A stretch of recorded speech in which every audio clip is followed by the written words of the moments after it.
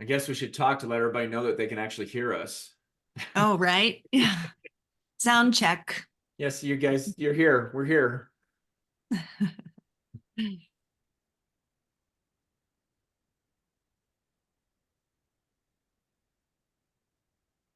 Hi, Teresa.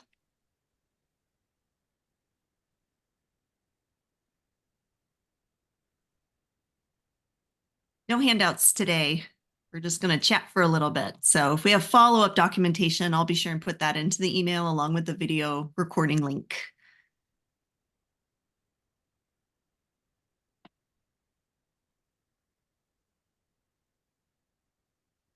We'll just give it a couple more seconds here to let people finish joining, and we'll kick things off.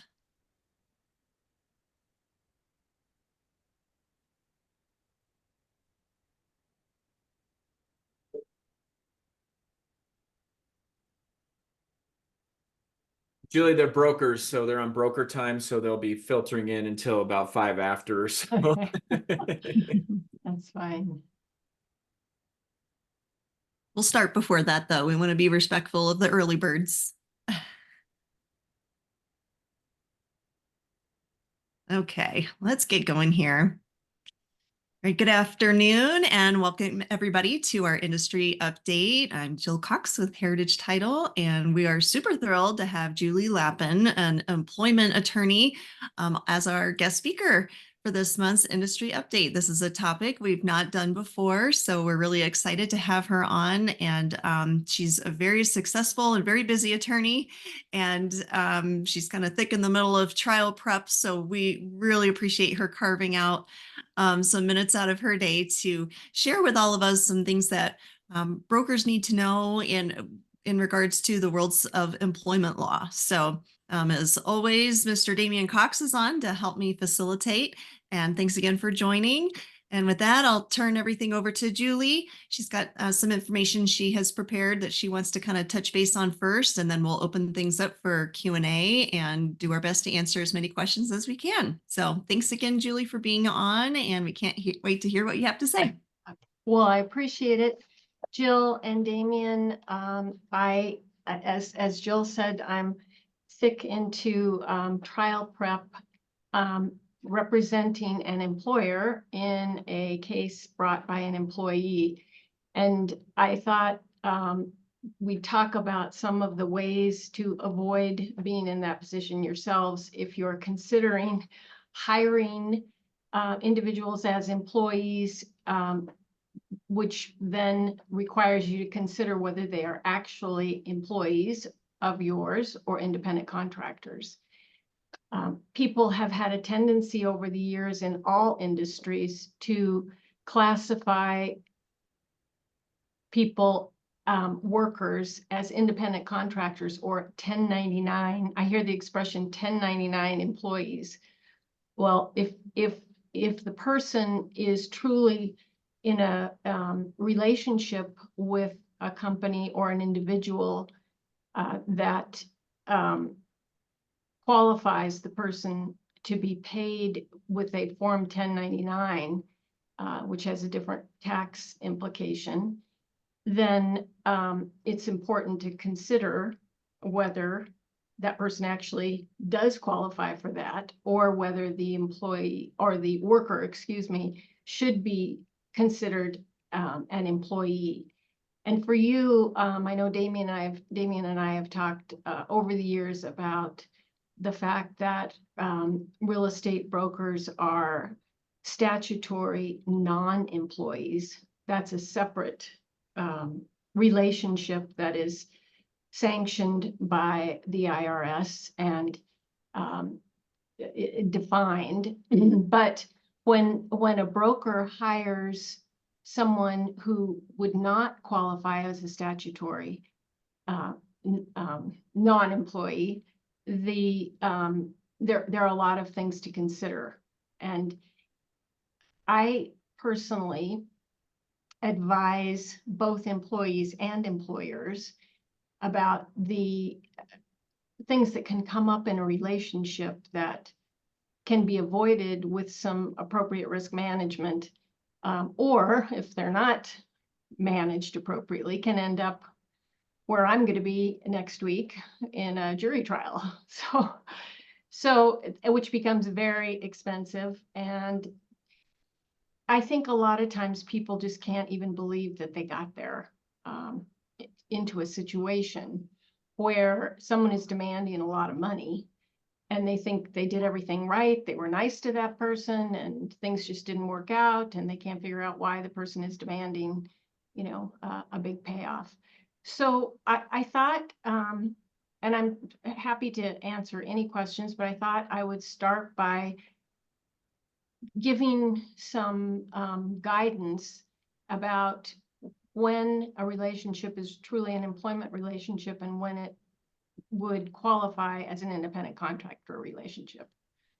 Yeah, I think that would be great because, with the brokers being independent contractors, they're not used to doing that analysis. And so if they're going to go out and hire additional people, it'd be great for them to understand what that looks like and what they should be considering. Yes. And I mean, obviously I'm making some presumptions about the needs that you might have in your offices, but I'm thinking marketing, reception, maybe, getting homes ready for open houses. I have no idea. But anyway, those kinds of jobs. Personal assistants, transaction coordinators. I'll speak the lingo, Julie. Good. Yeah, because you'll understand Damian's jargon better than mine. But everybody needs help. No matter what business you have, you need help. And what you need to do is think about how you can find and use help effectively and moderate the risk.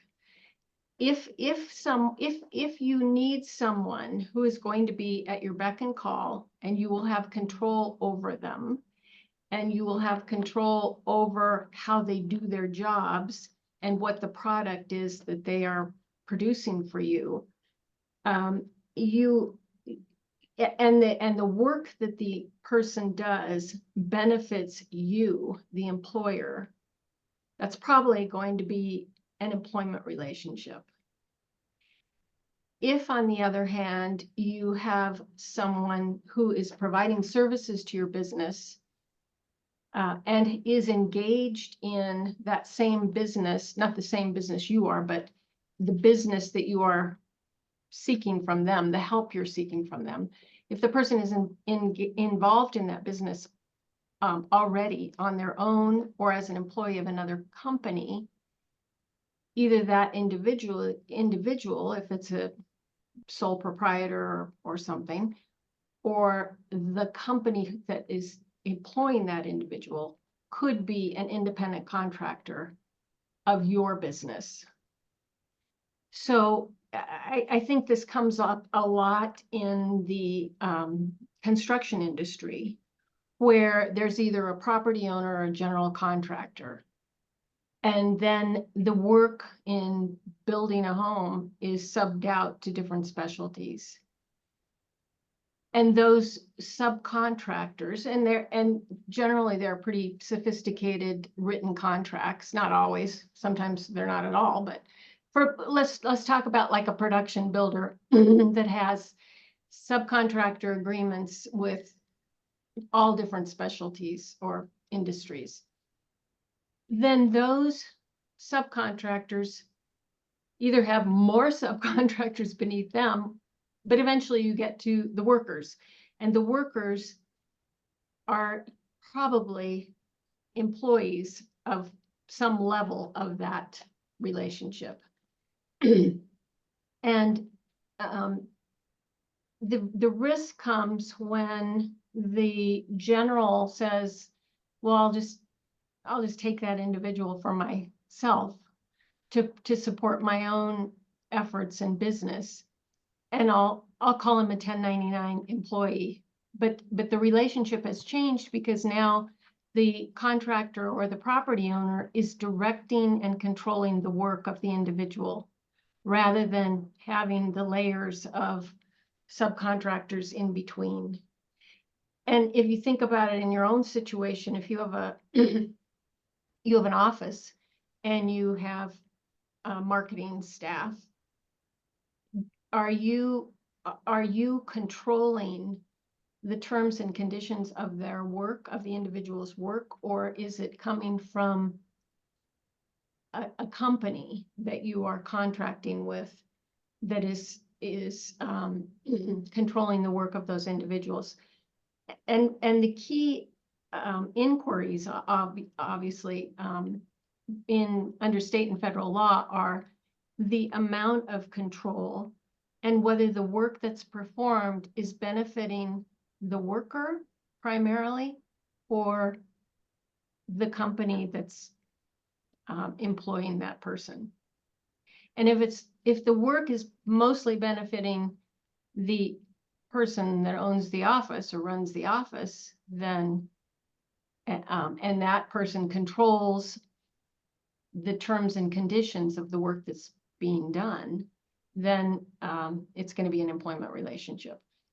If it's a marketing company that you associate with and they have employees themselves, and the marketing company tells you, we can supply you with people to work there between 10 and 2 Monday through Friday, and we'll take care of the payroll, and you just tell us what basic projects you want completed and we'll get them done for you, then it's more likely to be an independent contractor relationship between the office and the marketing company. So maybe. Yeah, and you're saying office, but that goes for the individual broker who's hiring somebody to do this as well, guys. This isn't just the brokerage firms. If you are an individual broker hiring somebody, it's the same analysis. You're going to still have to look at that. That is exactly right. And that's really where the risk is. An individual broker who's a member of a team, say, would like to have their own assistant. And so they have this person who comes in for 30 hours a week. And they control that person's work during those 30 hours, or they give them assignments. And they pay them by the hour. Well, there's another huge red flag. Because in an employment relationship, employees are paid based on time, either a salary where you're expected to work a 40-hour work week, or an hourly employee who's working, full or part-time or whatever. But in an independent contractor relationship, you're paying by the job, more likely, or the project. So the marketing company might say, we'll prepare flyers or whatever, and it'll cost you X amount of dollars. And you don't need to worry as the broker how much time it takes them. And in fact, you shouldn't even be thinking about that. You should think about, is the product that I'm going to get worth the fee I'm going to pay? Not how many hours did that guy work? Because that's not what you're paying them for. You're paying them for a product or a project or a result, not putting in their time for you. And Julie, real quick, we had a question come up that I think will help. So they said photographer, they're a good contractor, correct? And obviously you got the analysis to do. So maybe we could use the photographer, since that was the question of helping brokers who hire photographers all the time to take pictures of their listings, as to how are they an independent contractor? Are they an employee? That's a really good question, and something everybody can relate to.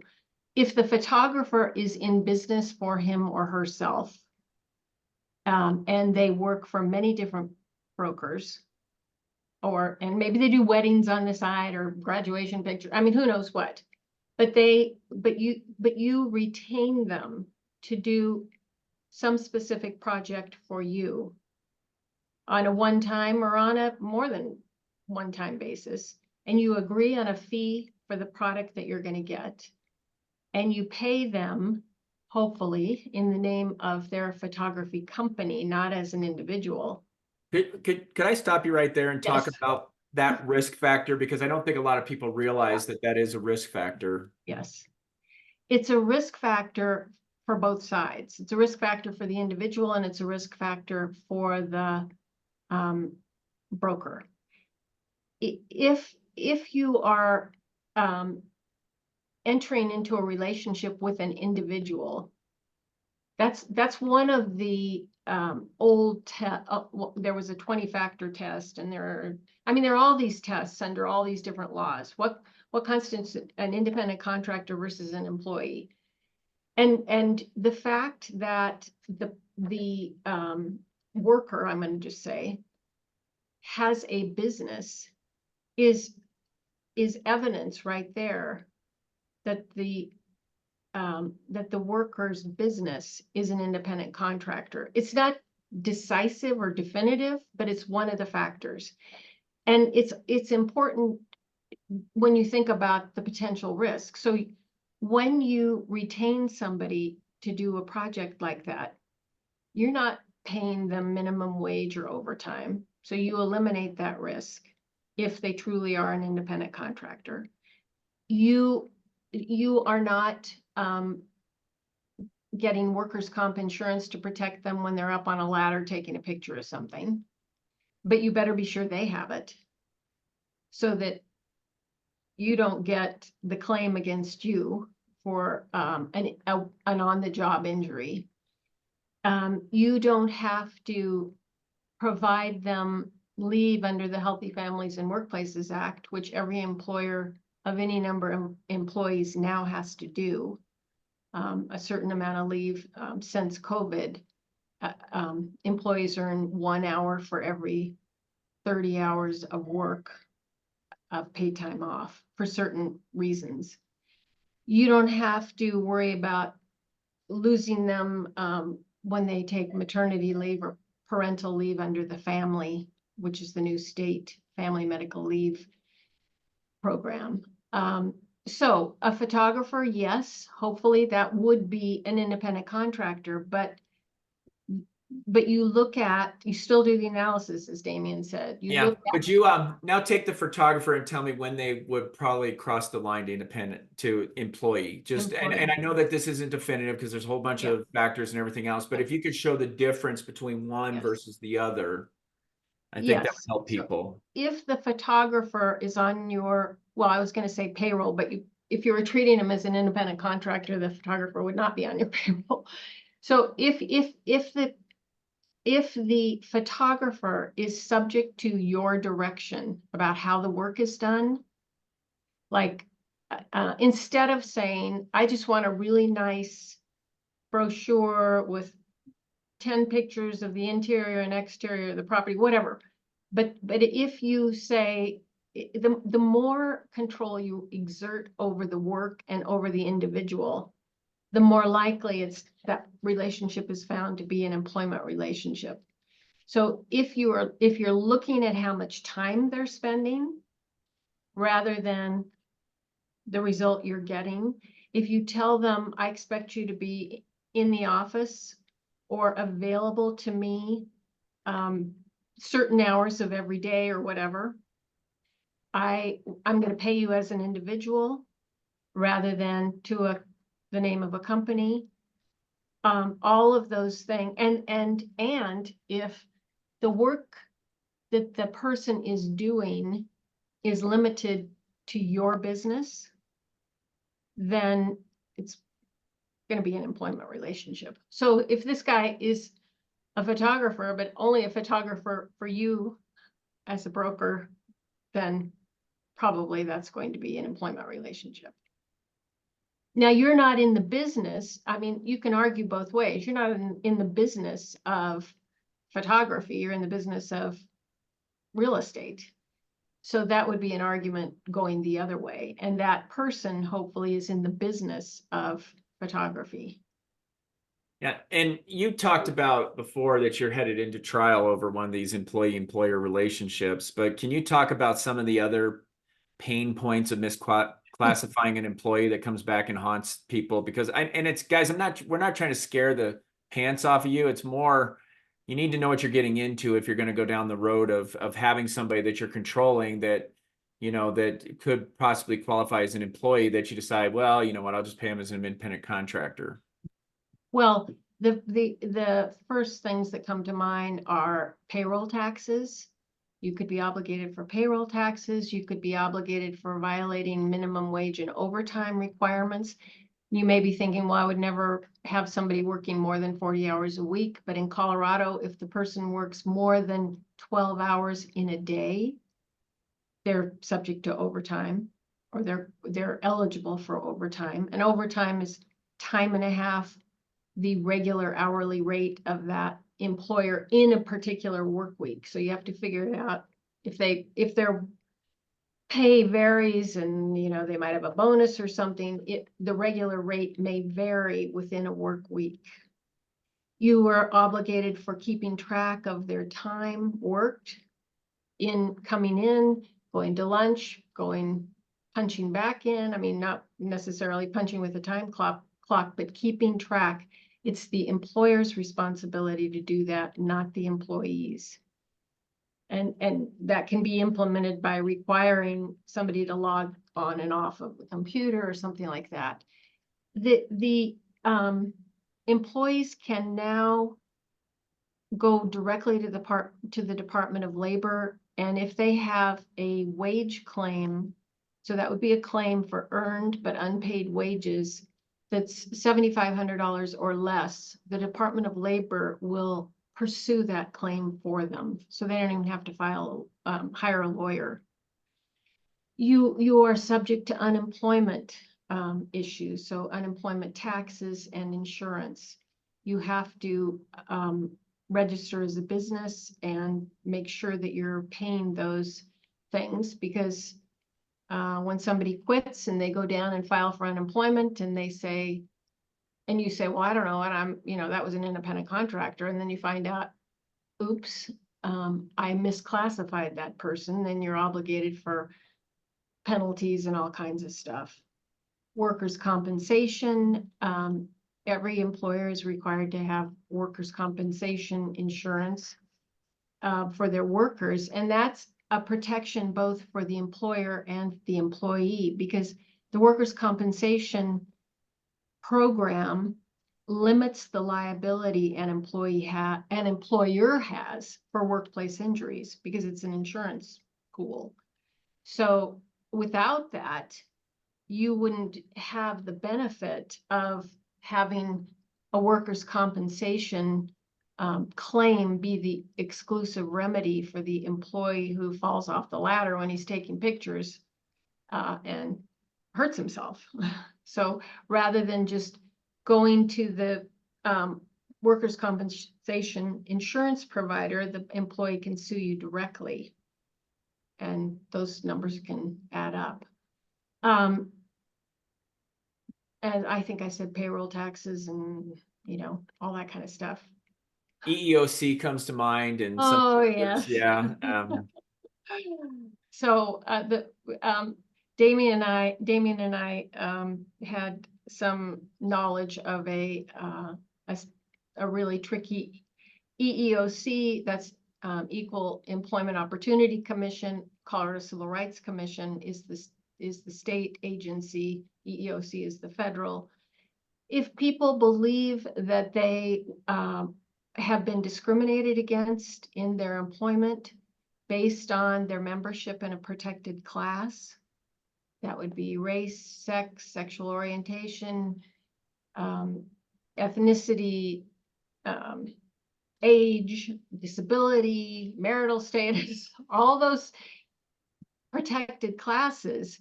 If you are found to be an employment relationship rather than an independent contractor relationship, and you take an adverse employment action against an employee, and they can prove that one of the motivating factors for your decision to take that action was their membership in a protected class. Okay, so I got fired because I'm a woman over 40. I'm in 2 protected classes, at least. So, people, unfortunately,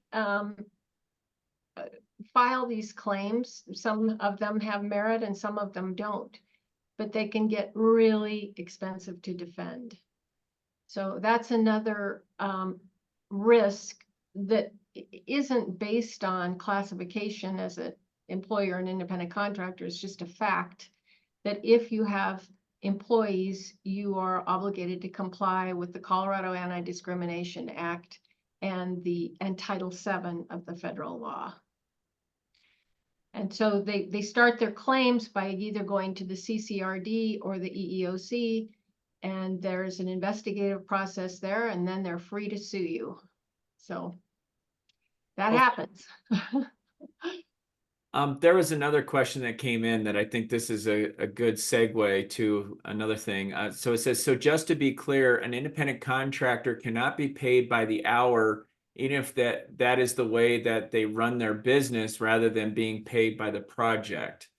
And would you talk a little bit about that, and then maybe also talk about how a broker who needs an hourly person, but doesn't want to pull their hair out of being an employer, because obviously there is a lot to it. I was sharing with Julie before that we started this, that it just keeps getting more and more onerous for an employer as far as the things that they have to comply with the state, as far as FAMLI and the Department of Labor, just their unemployment insurance now, or what is it, employment insurance you now have to file online, and there's other things you have to do that is just becoming harder and harder. But could you talk about the hourly first as a risk, as far as treating them as an independent contractor, and then what people might do if they didn't want to have them as employees? Yes. Now there are exceptions to everything, but if generally speaking, you are hiring an individual and you are paying that person by the hours worked, and you're paying that person directly, and you are paying, I'm trying to think about all the facets of the relationship, and you exert control over that person, and what the person is doing is a part of your regular business, then they probably would be considered an employee.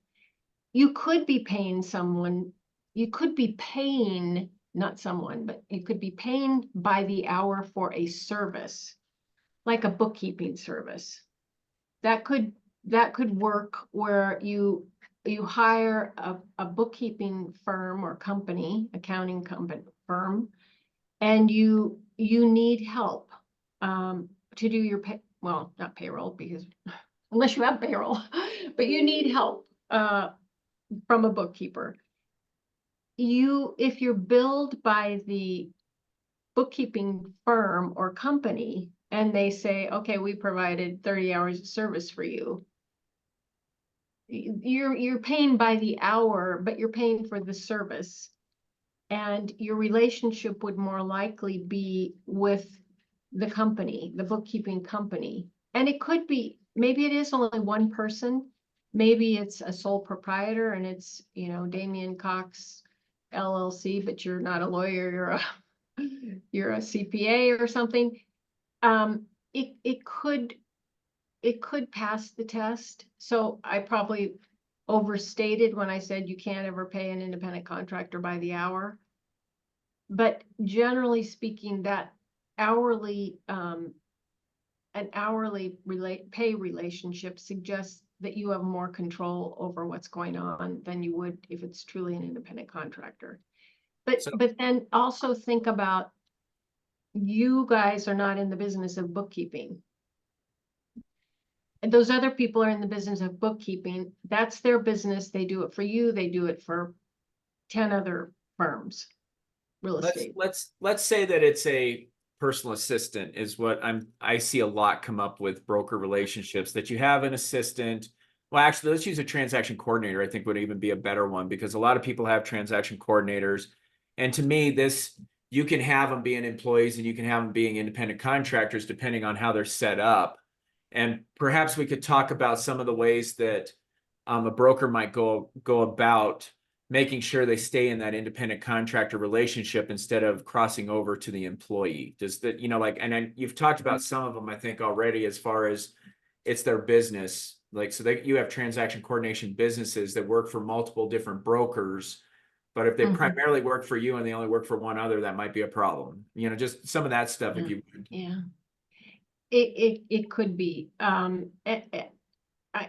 I guess I would go back to how you start the analysis. How much control do you have over the person? And is the person primarily working to benefit your business or that person's own business? And if the person is in the business of providing, what was it called? Transaction coordination. Yeah, transaction coordination, and they do it for a whole bunch of brokers, and they do it on their own time, in terms of, I'll get this done within this 2-week period, but I'm not going to tell you it's going to be Monday at 2:00. It's going to be when I get it done, you know, so they're exercising control over their own work. And you said a contract with them is good. An Yes, entity is good. yes, and I thank you for reminding me. It is really important to have a written contract. And that seems like, oh my God, that's overkill. Why do I have to do that? But you can work with an attorney, create a form, and the contract has to say things like, this is an independent contractor relationship. I'm not your partner. I'm not your employer. I don't stand to make more if you make more. I am charging you a fee for these services. I understand that you are not going to take out withholdings. I will be paid as a 1099 worker, not an employee. I will provide my own workers' comp insurance, those kinds of things. And then it's in a contract between hopefully two entities, and signed, and it's, you know, by the project or by the service provided, not by time. Could you do a blanket contract for any time that they call them up to hire them, or would that not work? Well, yeah, you could do a standard independent contractor agreement, and then you would just change certain things, obviously, like the name of the subcontracting entity. You could have a scope of work on the back on an exhibit. You could have the fee, you know, filling in a blank. But you would have all the things that you want to show that are consistent with an independent contractor relationship rather than an employment relationship set out in the agreement, so there's no misunderstanding. Because the worst thing is if somebody comes back and says, well, I thought all this was going into my Social Security, or, you know, I thought I was gonna whatever. And you say, oh, I haven't, you know, I've never treated you as a W-2 employee. You've always been a 1099, and, you know, I'm sorry. So, yeah.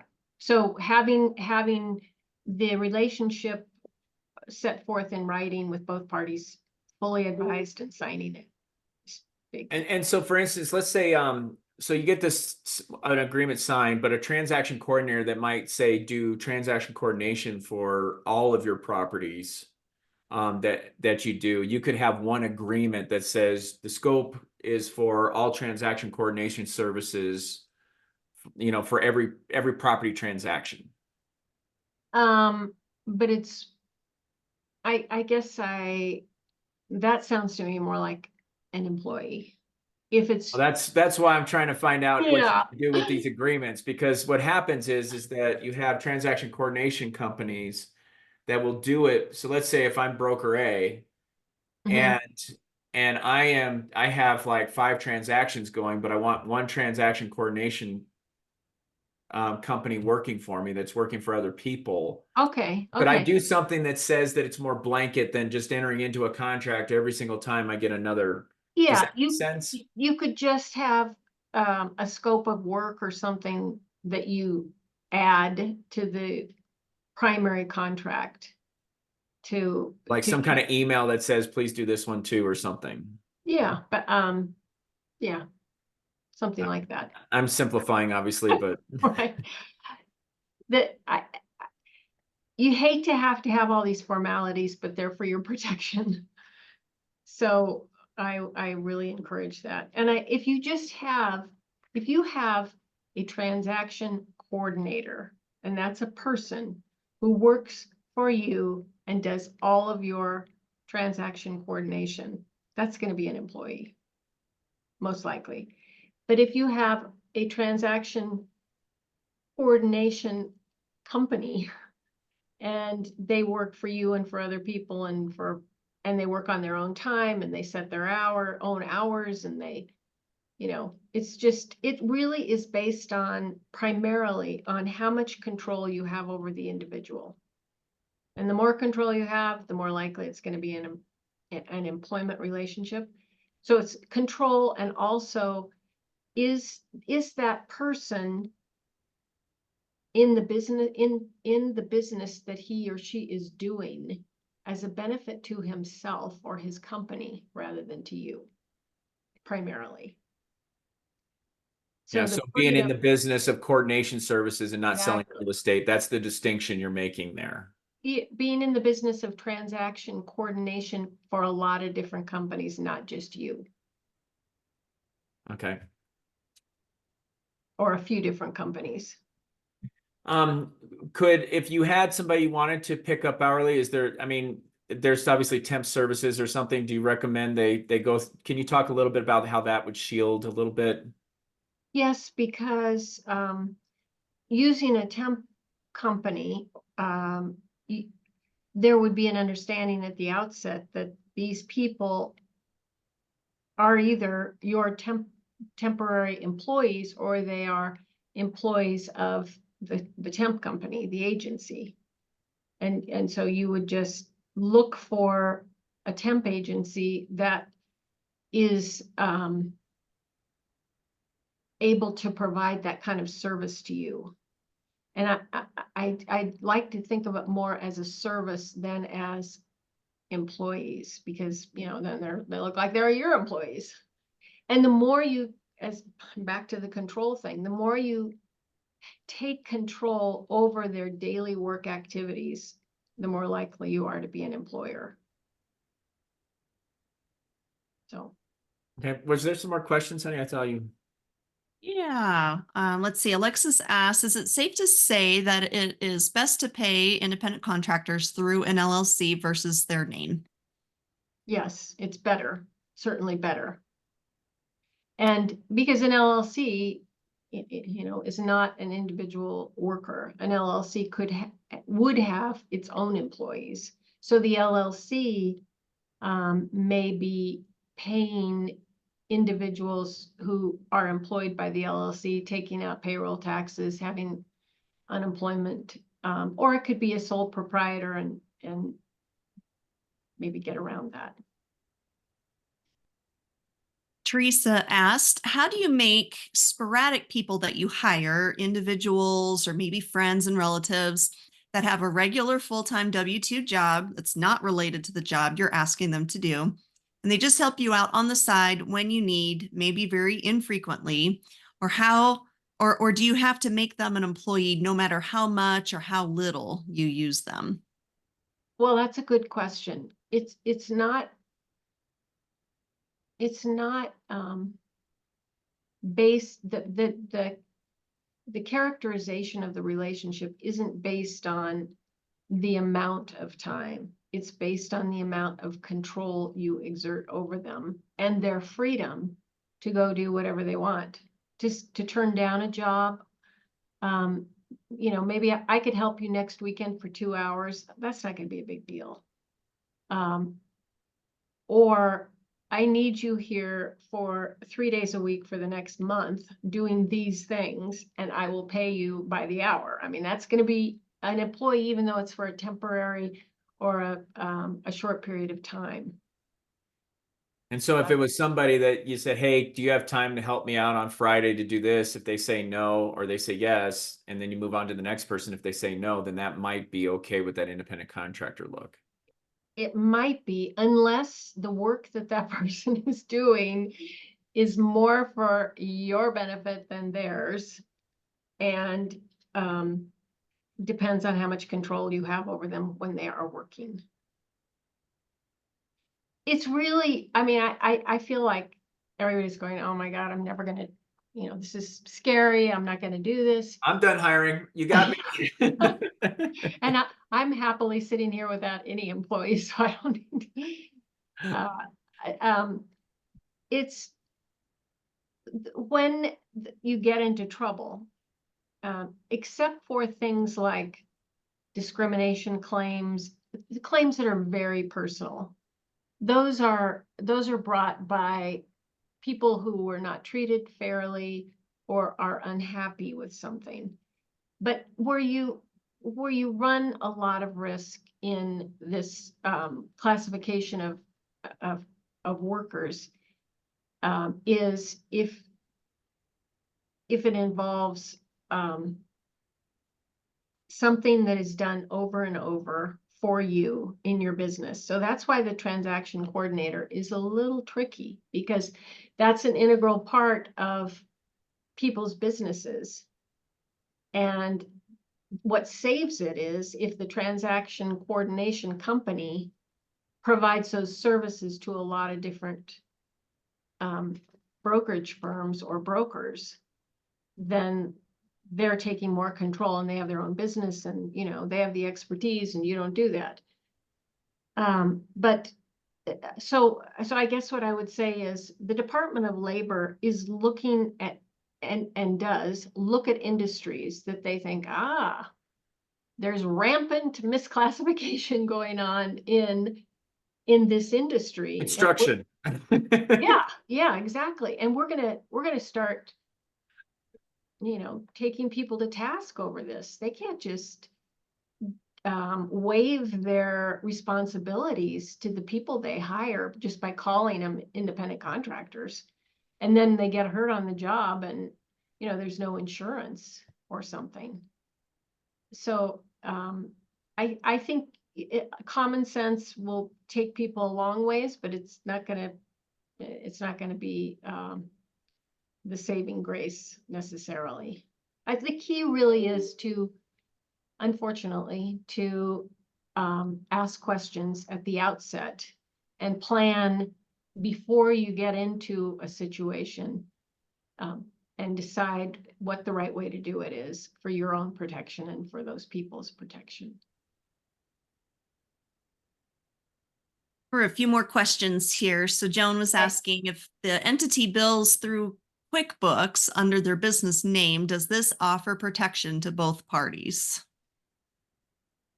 If the entity providing the services bills. Yeah, I think what she's trying to say is that they're billing the person through QuickBooks and they have an entity that starts to offer some of those protections. It's a good start, but again, it's about control. Yeah, I would agree. And whether the person providing the services is providing services that are integral to the broker's business rather than an independent business. Joan also asked if it's still okay for her to boss her husband around, I think was. By all means. There's no problem with that. I typed my legal opinion on that, which was the same. Absolutely. No question there. Jackie asked, where's the best place to find this kind of information? She's wondering if there's some kind of online resource where this is all kind of spelled out and easy to review. Well, it's not Easy. all well, not easy. Those are my words. And it's not all in one place, but I recommend for summaries of like the factors of independent contractor versus employment relationships. The IRS has a publication called Independent Contractor or Employee. What a concept. And it's a really, I don't know if this, can anybody see this? Yeah. It's a very simple, like 3 or 4 page question and answer. Which are you? How do I figure out? They talk about behavioral control, financial control, and the relationship of the parties. And so that's a good one for federal tax concerns. Then the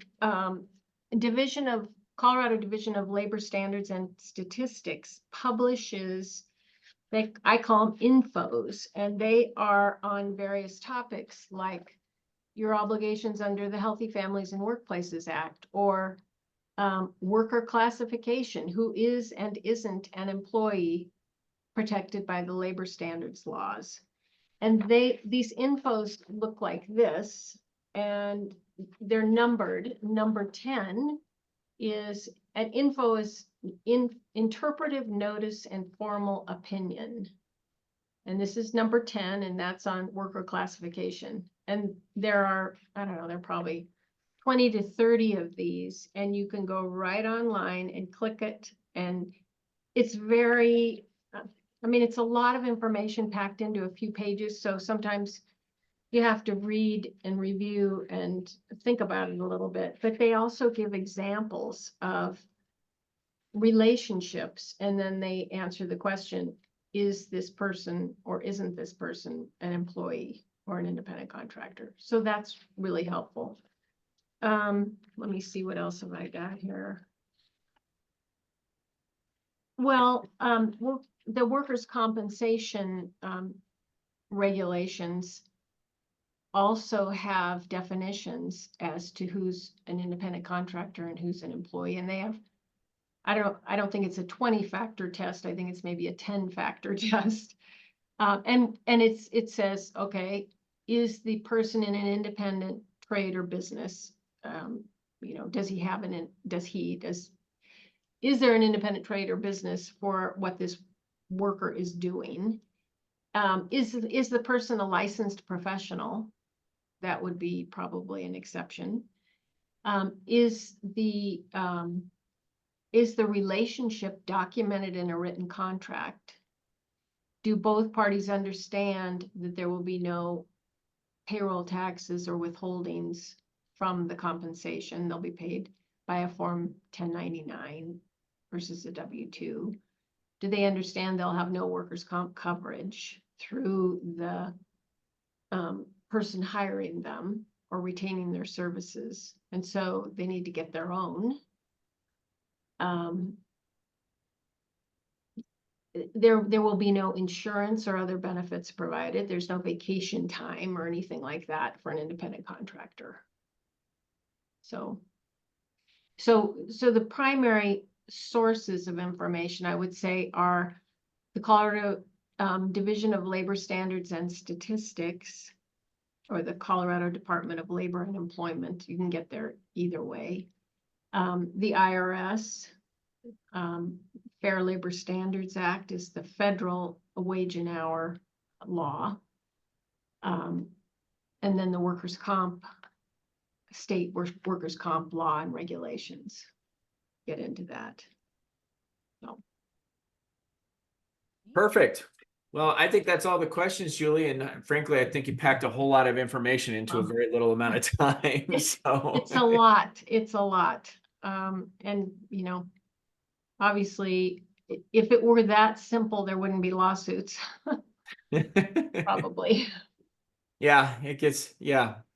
So, but I think we can wrap up, honey. Okay. Yeah, sounds great. Well, thank you so much again, Julie, for your time today. Good luck Of at your course. trial next Thank week.